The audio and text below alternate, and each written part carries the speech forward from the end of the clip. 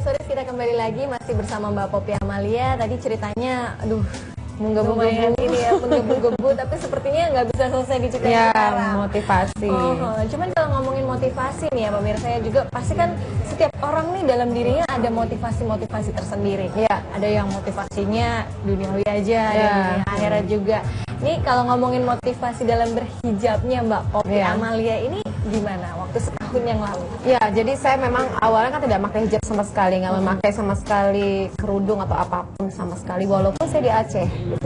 Nah, karena begitu saya ngeliat banyaknya mayat-mayat dan segala macam setelah konflik dan tsunami itu, terutama setelah tsunami, itu membuat saya, ya Allah, izinkan saya untuk belajar agamamu dengan saya memakai jilbab.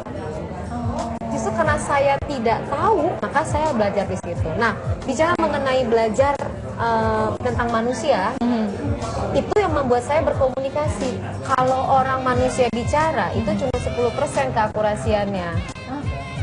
Yang benar adalah body language-nya. Nah, bagaimana mempersuasif lagi saat saya di Aceh, itu bagaimana mempersuasif membuat orang mengatakan yes. Di situ saya belajar banyak gitu loh. Bagaimana membuat orang memahami, kita bisa tahu apa yang di pikirannya. Nah, bicara mengenai pikirannya, kita lihat deh. Contoh nih Mbak Indah, orang-orang yang di sini kita bisa pelajari nih gerak tubuhnya nih. Terutama bapak-bapak yang di sebelah sana tuh. Tangannya lagi begini, ya. Terus tangan satu lagi begini. Tangan di sini kelihatan cincinnya tuh. Itu ada sesuatu yang ingin disampaikan dari cincinnya. Dua-dua cincin loh itu gitu ya. Iya. Tunggu deh. Itu Ustadz Taufik Rahman. Oh ya Allah, kita Assalamualaikum Ustadz. Waalaikumsalam warahmatullahi wabarakatuh. Aduh. Ini pas banget ya Ustadz. Ini namanya makan nasi uduk di Pondok Kopi. Sambil duduk minum kopi. Sambil duduk minum kopi. Apalagi lanjut dari Pondok Kopi langsung ke Keranji. Sambil ngopi kita mengkaji. Pas banget juga. Jadi bermanfaat ya waktunya ya Ustadz ya.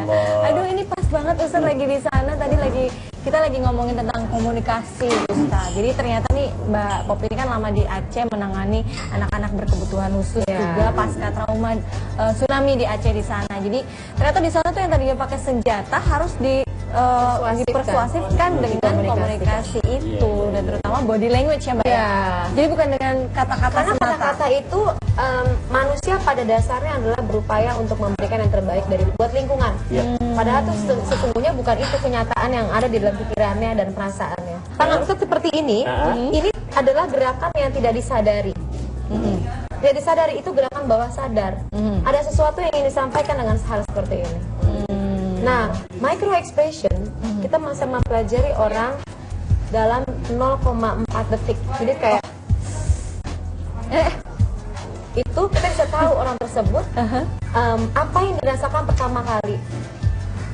Dari situ kita bisa tahu sesungguhnya apa yang di pikirannya. Tapi itu hanya untuk Mbak Poppy yang sudah mengerti pendidikan psikologis atau kita normal bisa juga mempelajari hal ini? Karena saya mempelajari dari Paul Ekman. Dia melakukan penelitian selama 50 tahun untuk orang-orang dan dia juga seorang psikolog. Jadi akhirnya dari sinilah gambarannya kita siapa aja bisa mempelajari, cuman nih tadi ya akan direkomendasikan apabila dia berlatar belakang psikologi atau lebih ini lagi ya, lebih mudah lagi belajarnya juga harus ke sana kan. Tapi ngomong-ngomong soal motivasi lagi nih ya. Tadi kan kita sudah bahas nih motivasi Mbak Poppy ini dalam berhijab nih Ustadz. Ini justru pengen belajar gitu. Ketika seseorang mungkin ada yang bilang, aku mau belajar sholat dulu deh, aku mau belajar baca Quran dulu, nanti jilbabnya nanti besok-besok aja. Ada kan yang kayak gitu kan. Ada yang memang pengen belajar seperti Mbak Poppy, pengen belajar jadi menutup aurat karena tahu beberapa ayat juga mungkin ya Mbak yang memang mengharuskan berhijab. Dan juga motivasi ini apakah sebegitu pentingnya kah seseorang memiliki motivasi dalam diri terutama untuk beribadah misalnya? Ya karena kan kita sebagai orang yang beriman kepada Allah, dalam surat Ali Imran 185 Allah Ta'ala telah berfirman, A'udzubillahi minasyaitonirrajim, kullu nafsin dha'iqatul maut wa innama tuwaffawna ujurakum yawmal qiyamah faman zuhziha 'anil nari wa udkhilal jannata faqad faz wa mal hayatud dunya illa mata'ul ghurur. Yang artinya, jadi buat mereka-mereka yang beriman, dunia itu bukanlah tempat yang terakhir. Karena masih ada episode selanjutnya yang lebih hakiki dan lebih kebenarannya yang betul-betul sudah tidak diragui. Mana? Itu kehidupan akhirat. Nah, kenapa orang tuh termotivasi berhijab? Ya, pertama karena dia tidak akan selama-lama di dunia dan semuanya akan dimintakan pertanggungjawab. Nah, makanya di awal ayat itu kullu nafsin dha'iqatul maut. Setiap yang bernafas pasti akan meninggal dunia. Jadi sesungguhnya hidupnya bukan hanya di dunia, justru di akhirat nanti yang lebih hakiki. Gitu. Bahkan Rasul memang berpesan awalnya, Ismasyita, silakan kamu hidup semau kamu. Mau jadi orang yang soleh, silakan. Mau jadi ahli maksiat, silakan. Fa innaka mayyitun. Tapi hati-hati besok bakalan meninggal. Gitu. Dari ini adalah maka dasarnya hati beriman, dia akan termotivasi.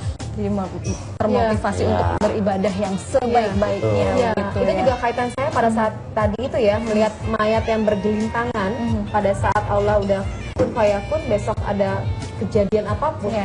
Kondisi itu membuat saya apa yang saya cari dalam dunia ini. Sebenarnya apa yang dicari dalam dunia ini dan seberapa pentingnya pula sisi keagamaan atau agama yang dimiliki seseorang ini dalam mempengaruhi sikapnya sehari-hari dalam kehidupan sehari-hari. Nanti dijawabnya ya. Sesaat nanti kita lanjut lagi dan pemirsa Hijab Stories jangan kemana-mana, kita masih akan kembali sesaat lagi. Tetaplah di Hijab Stories, your perfect beauty inspiration.